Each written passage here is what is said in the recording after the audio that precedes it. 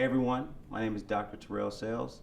I'm an assistant professor of teacher education at Pepperdine University, and today we're going to have a conversation about implicit bias.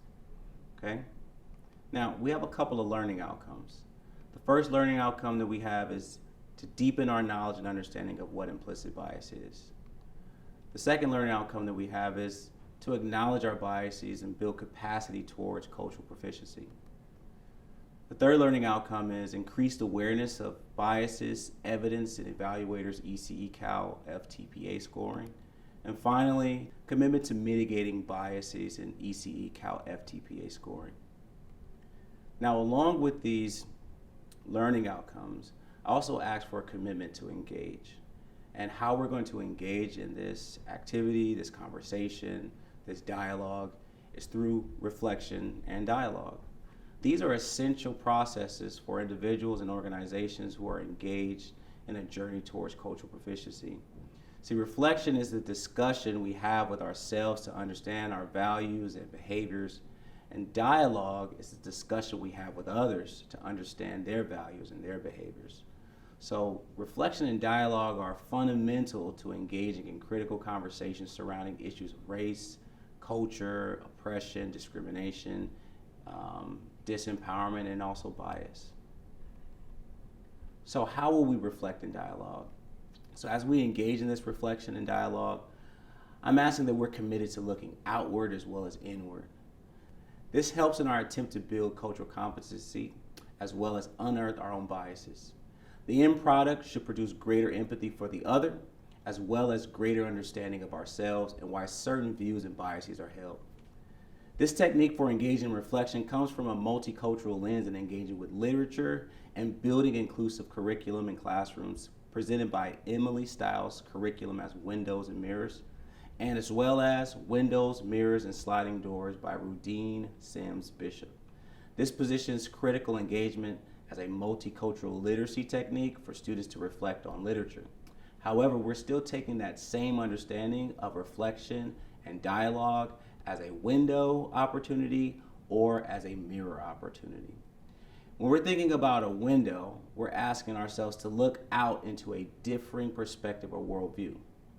But as we engage in reflection and dialogue, we also want to look inward. So as a mirror, we're looking inward to uncover or discover the why. Why are we having these ideas? Why are we having these understandings? Another aspect of the window and mirror reflection and dialogue technique is when I'm looking out the window, I'm removed. But although I'm removed, I'm still observant and I'm still attentive to what others are saying and what others are experiencing. Within the mirror, I'm attached because I'm looking at my own reflection. But although I'm looking at my own reflection, I'm still critically objective of what I see. And then finally, as we're engaging through this reflection and dialogue through window and mirror, the final aspect of the window technique is I'm asking myself, how is the discussion a window into something new or undiscovered? But when I'm looking at it through the mirror, I'm asking myself, how is this discussion a mirror of something familiar? So I'm asking you, can we commit to engaging in this conversation, in this dialogue, in this reflection through the use of this technique of windows and mirrors? Okay, let's keep going. Now, let's define implicit bias, because that's what we're here to talk about. So in defining implicit bias, it originally started off as implicit cognition. This was from research done by Greenwald and Benagi.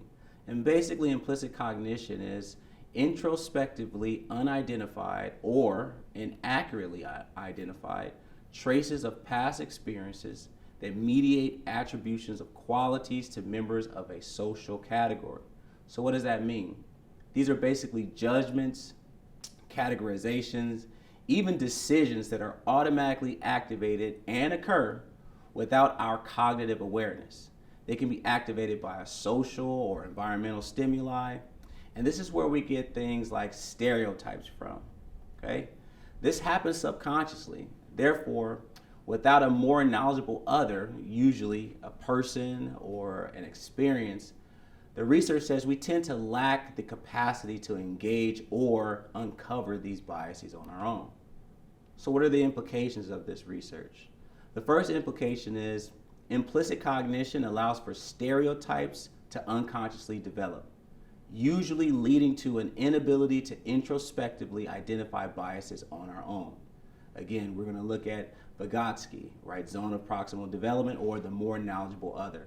And usually that more knowledgeable other is an experience, or it could be an interaction with someone different than ourselves. The second implication is this inability to identify biases often leads to explicit actions that inhibit our ability to fairly and justly interact with certain people groups. And again, this is where we get stereotypes from. I want to pause here to kind of unpack stereotypes, because Chimamanda Ngozi Adichie, this is a quote that I believe kind of encapsulates what we engage with when we engage with a stereotype. And this is taken from one of her TED Talks on the danger of the single story. And what she says is the problem with stereotypes is not that they are untrue, but that they are incomplete. They make one story become the only story.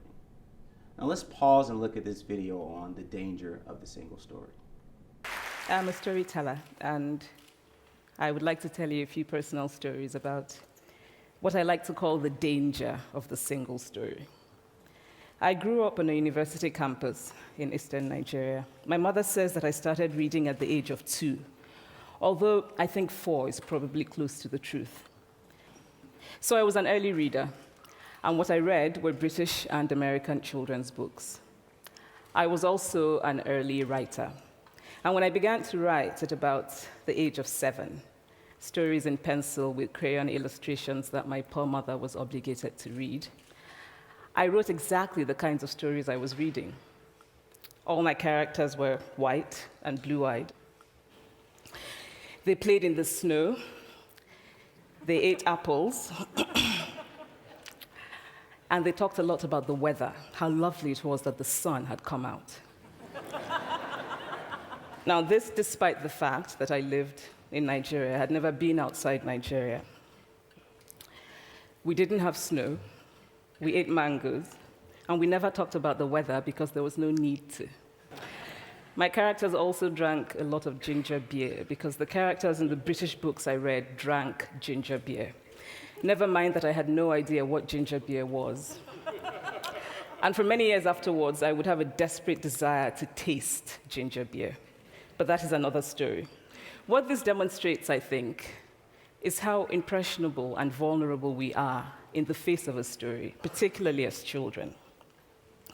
Because all I had read were books in which characters were foreign, I had become convinced that books, by their very nature, had to have foreigners in them and had to be about things with which I could not personally identify.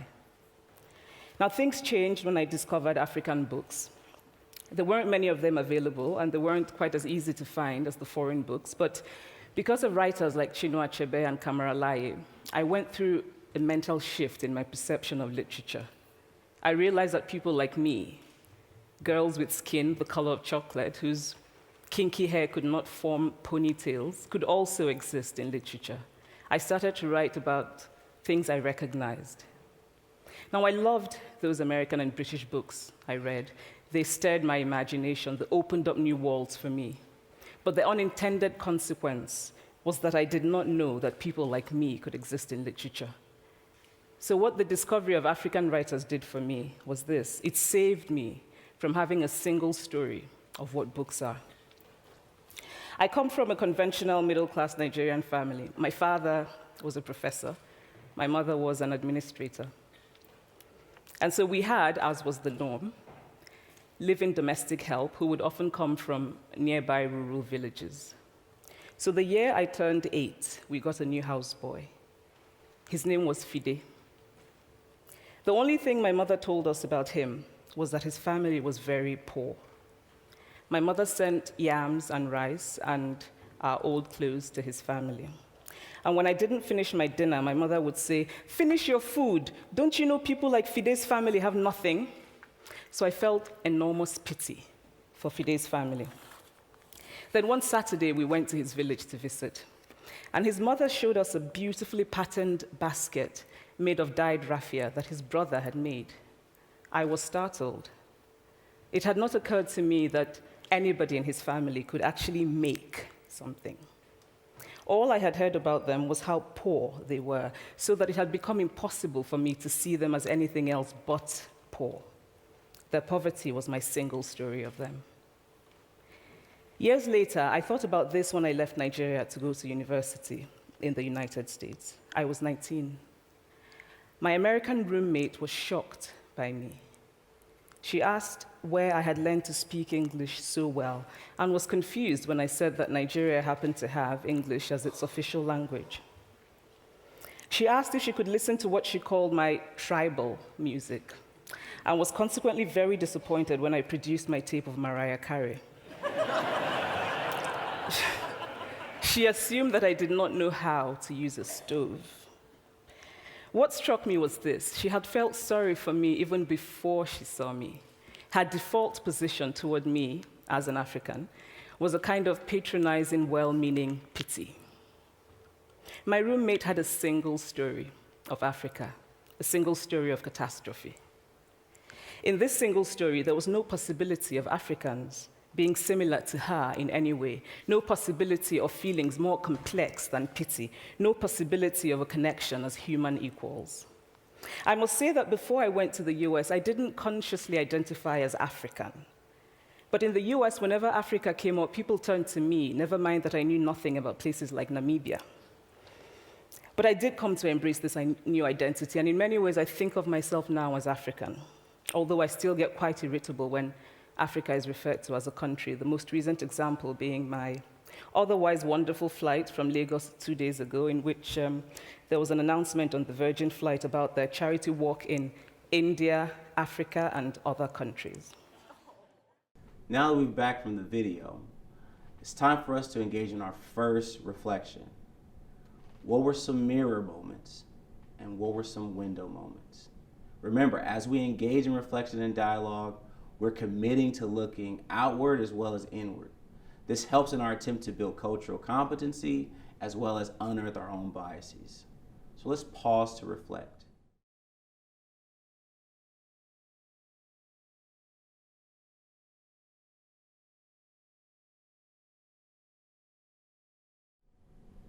Now, I want you to engage in an activity, okay? This activity is based on stereotypes that have been either unfairly or unjustly applied to you. So this activity is called I am not. Now I'm going to give you an example. I am a black man. I am also heterosexual. I am not violent, and I am not homophobic.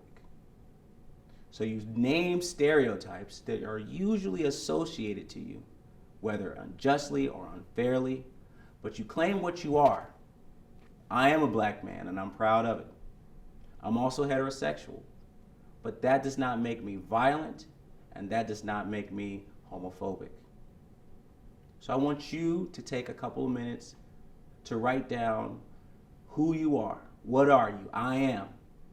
But what are you not, as a consequence of the danger of the single story?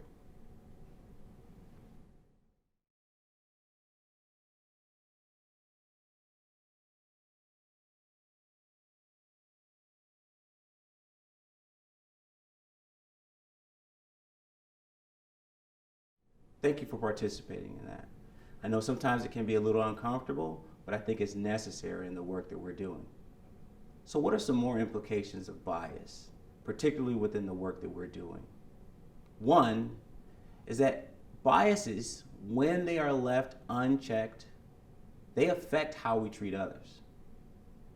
Another consequence of bias is that sometimes our bias, or oftentimes our bias, or all the time, if we do not engage with our biases, it runs contrary to our stated beliefs. We'll unpack this a little bit later. And another consequence of bias is it manifests in discriminatory actions towards others. So this is where we get into implicit associations. Now, what is an implicit association exactly? Implicit associations develop separately from our conscious awareness and are not necessarily aligned with our explicit beliefs. For example, people who claim to treat all individuals equally may unconsciously engage in behavior reflective of their implicit biases instead of their explicit beliefs. Therefore, even people with good intentions can behave in ways that contribute to inequitable outcomes for different groups. We'll give you a couple examples. So here's an explicit belief. I have no biases and I treat everyone the same. However, because of my implicit bias, I actually have several biases, and those biases manifest in discriminatory actions towards others. Here's another one. All students can succeed academically. That is my explicit belief. However, my implicit bias has a contrary action, which is sometimes I really believe that these students just don't have what it takes to succeed. You see the explicit belief, and then you see the implicit bias, and how oftentimes the implicit bias manifests a contrary behavior to the explicit belief. I'll give you a final one.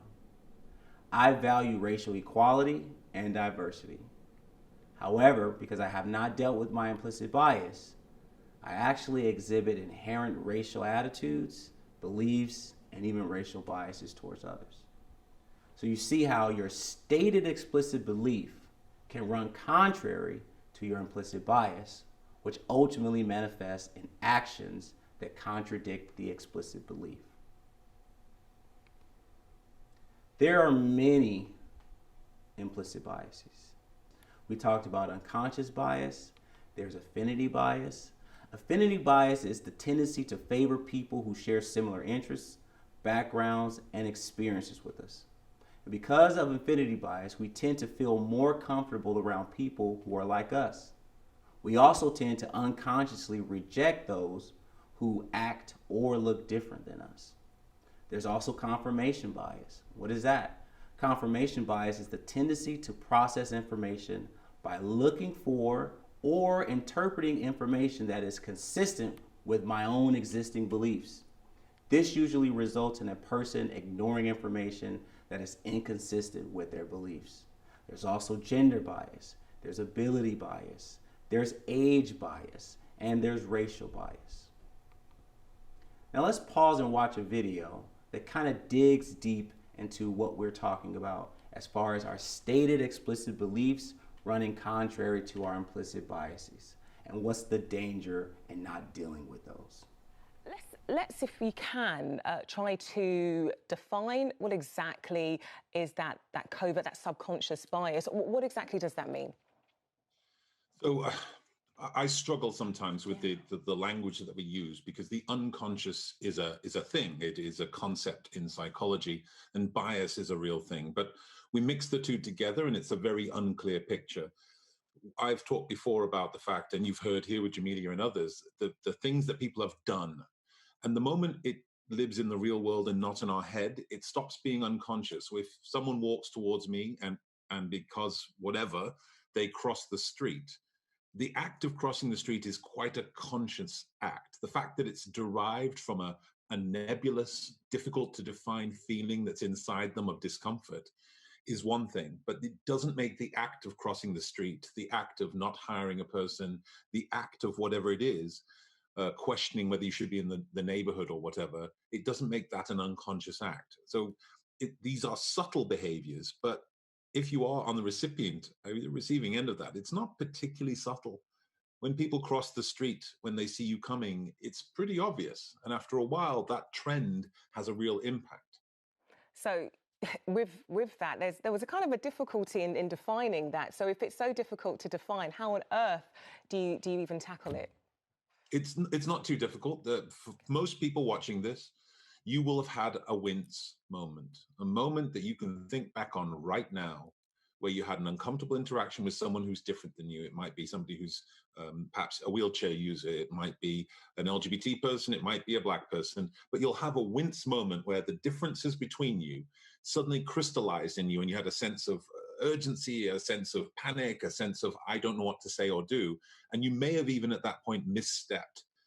You may have even had that wince moment when you just abdicated responsibility to stand up when that sexist joke was told or when that racist thing was said. You can learn from those moments. That discomfort can be a teacher, but what you have to do is acknowledge you have them. One of the problems with defeating this everyday racism is the idea that people don't want to address the fact they think it's the worst thing in the world to consider that they've ever done anything biased, but we all have. Embracing that can prevent us from making the same mistake again. Ignoring that makes us a dangerous weapon in society. And really quickly, how have you dealt with it? Very quickly, if you can, John, if you I, can. I try as a psychologist to believe the best in people. I maintain that that is the way forward, and I hope that this will be a pivotal moment for change for everybody. Okay, John Amici, really good, good talking to you and some really good advice there as well. Thank you. Now that we've watched the video, I do want to give you time to unpack the video with a chance to reflect through reflection and dialogue. Windows and mirrors.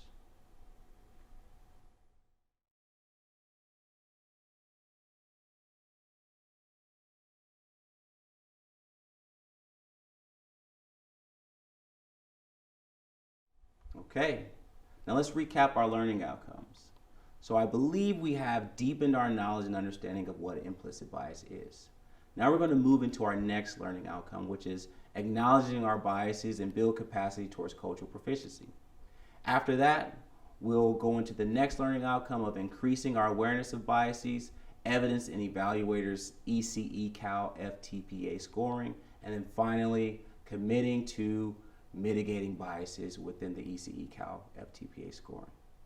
We've acknowledged what implicit bias is.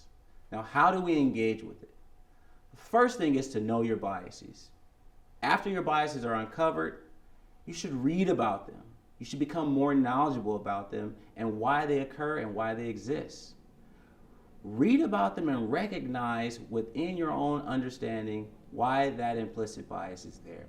It could be a method of social conditioning, socialization, parenting. It could be a myriad of factors, media consumption. But try to really unpack why it's there after you uncover what the bias is. The next thing that you want to do is think critically about your bias. Instead of looking at problems as a coin only having two sides, let's look at it as more like a diamond, being multifaceted, okay, and multi-layered. And then after we engage with our biases and think critically about them, let's move into challenging our assumptions. Take a contrary view and always seek to ask why and even why not often. Doing this helps us build empathy and also helps us understand ourselves as well as the other. And it helps us engage with the other through anti-bias practices. Now I want to talk to you about a tool to help us engage with anti-bias practices. It's called the Cultural Proficiency Continuum. And this is a powerful tool to understand behaviors and their possible outcomes. This is essential in the work of addressing bias. It allows us to see how certain behaviors lead to healthy or unhealthy behaviors for ourselves and also for organizations and others that we engage with. This cultural proficiency model is a continuum, and you can read more about this in the book Cultural Proficiency, a Manual for School Leaders. Within the cultural proficiency model, we want to look at compliance-based tolerance for diversity. Here, we're trying to get you to see that you should be moving above the line from compliance-based tolerance of diversity towards true transformation for equity. We want you to see that this is a continuous movement across a spectrum from unhealthy behaviors to healthy behaviors, moving from cultural destructiveness all the way to cultural proficiency. And within this cultural proficiency model, there are 5 elements of cultural proficiency. The first is assessing cultural knowledge. Here we want to identify the cultural groups present within our work, within our systems. Next is valuing diversity. We want to develop an appreciation for the differences amongst and between groups. Third is managing the dynamics of difference. When we're managing the dynamics of difference, we want to learn to respond appropriately and effectively to the issues that arise in diverse environments. The fourth cultural proficiency is adapting to diversity. We want to change and adapt new policies and practices that support diversity and inclusion. And then ultimately, institutionalizing cultural knowledge. Here, we want to drive the change into the system of the organization. Now, this also aligns with understanding the implicit associations, where our explicit beliefs need to be in alignment with our practices. So here, with actions, do not say what you believe to be true. Demonstrate your beliefs through actions. So as we engage with the cultural proficiency model along this continuum, we want to look at behaviors that are culturally destructive, and we want to move along the continuum towards cultural proficiency. So right now, I want you to take a very good look at this, and I want you to pull out the cultural proficiency model template that you have with you. And what we're going to do is we're going to engage in an activity. Within this group activity, our setting will be the classroom. And we're going to use the cultural proficiency model to look at culturally destructive behaviors and move along the continuum all the way to cultural proficient behaviors. You'll be given an aspect of the classroom setting. So one aspect will be lesson planning. The other aspect will be classroom management. And the final aspect will be parental engagement. And what you're going to do is you're going to provide an example associated with each behavior along the continuum, moving from cultural destructiveness all the way to cultural proficiency. Okay?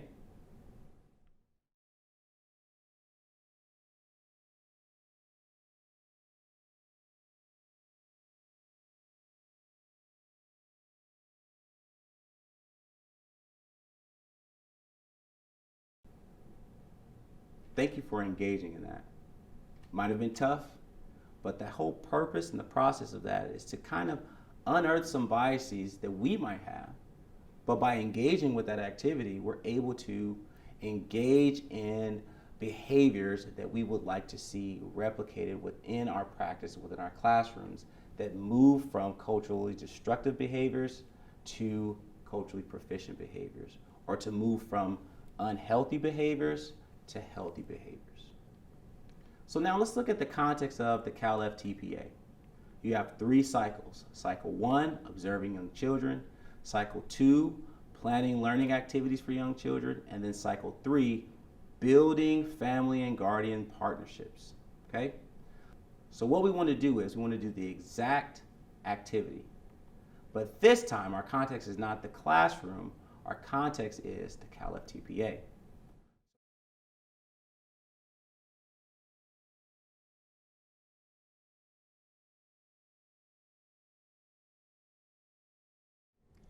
Thinking through the 2 activities that you just engaged with, and thinking through the cultural proficiency model, moving from unhealthy behaviors to healthy behaviors.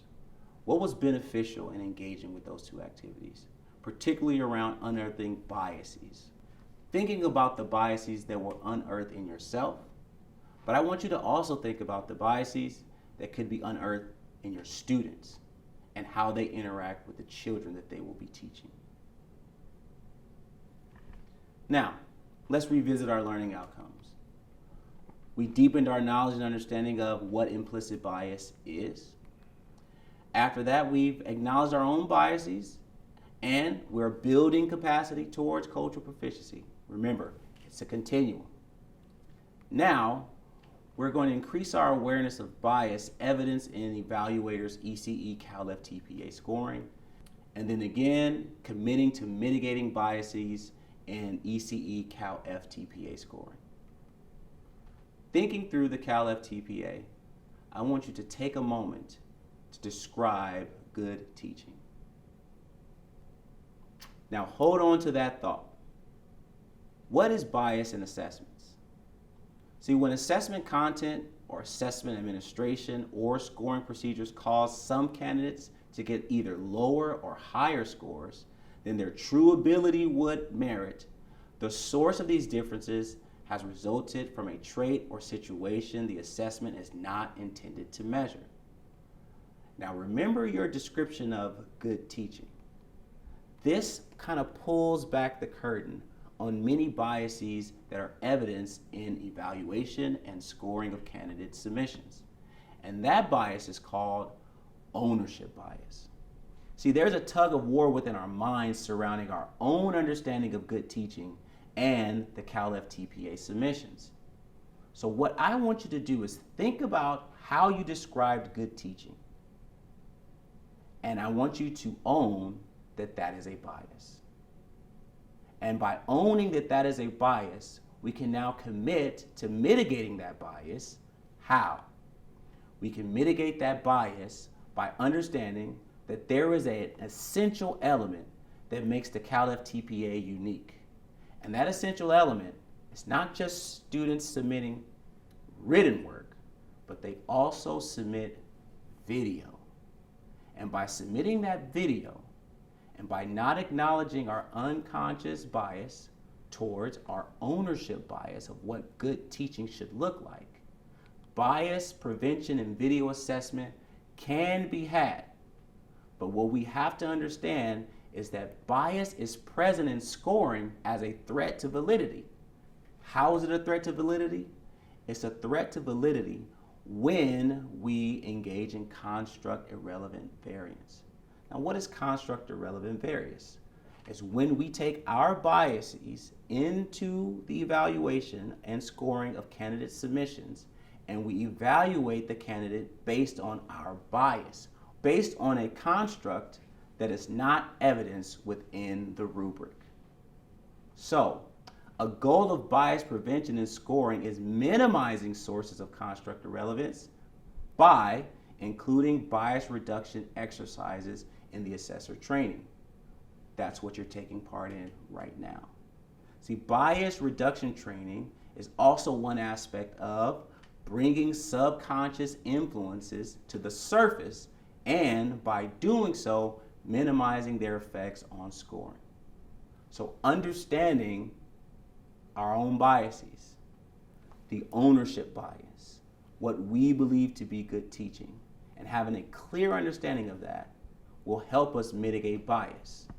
But what research says that will truly help with the mitigation of bias in assessment and scoring are the use of rubrics. The rubrics for the CalFTPA have gone through rigorous rubric development. They're aligned to the teacher performance expectations. They've also went through rigorous standard setting and validity testing. The best way in mitigating our biases is to be well versed in the rubric language and the constructs that are evidenced within the rubric that we are to use to effectively and efficiently evaluate and score candidate submissions. You see, practice makes perfect. Federal agents don't learn to spot counterfeit money by studying counterfeits. They study genuine bills until they master the look of the real thing. Then, when they see counterfeit money, they can recognize it immediately. It's the same with studying our rubrics. It is incumbent upon us as evaluators scoring the submissions of candidates to be as well versed within the rubrics and understanding the constructs that move from a level 1 to a level 3.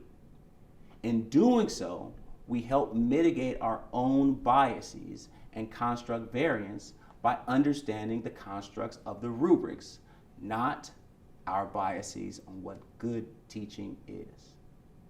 Let's take a closer look.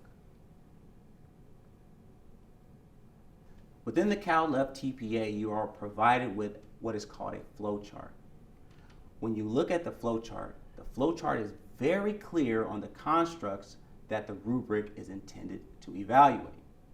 By understanding those constructs, we can make very clear distinctions between a level 1 to a level 2, or from a level 2 to a level 3. So let's recap our learning outcomes. We deepened our knowledge on implicit bias. We acknowledged our own biases and our work towards building capacity towards cultural proficiency. We've increased our awareness of biases evidenced in evaluators' ECE CalFTPA scoring. And then finally, we're coming to make a commitment to mitigating those biases and CalFTPA scoring.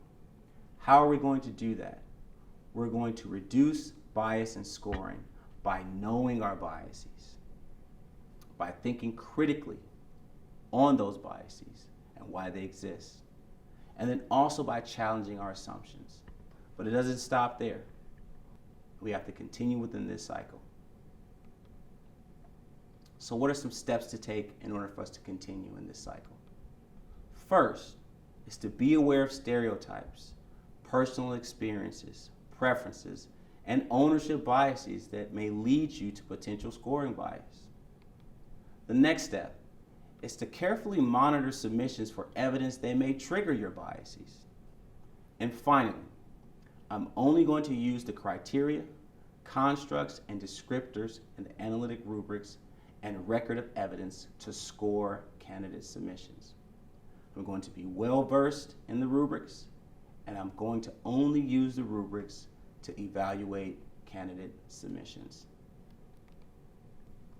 Thank you so much for your time and willingness to engage in this very important topic.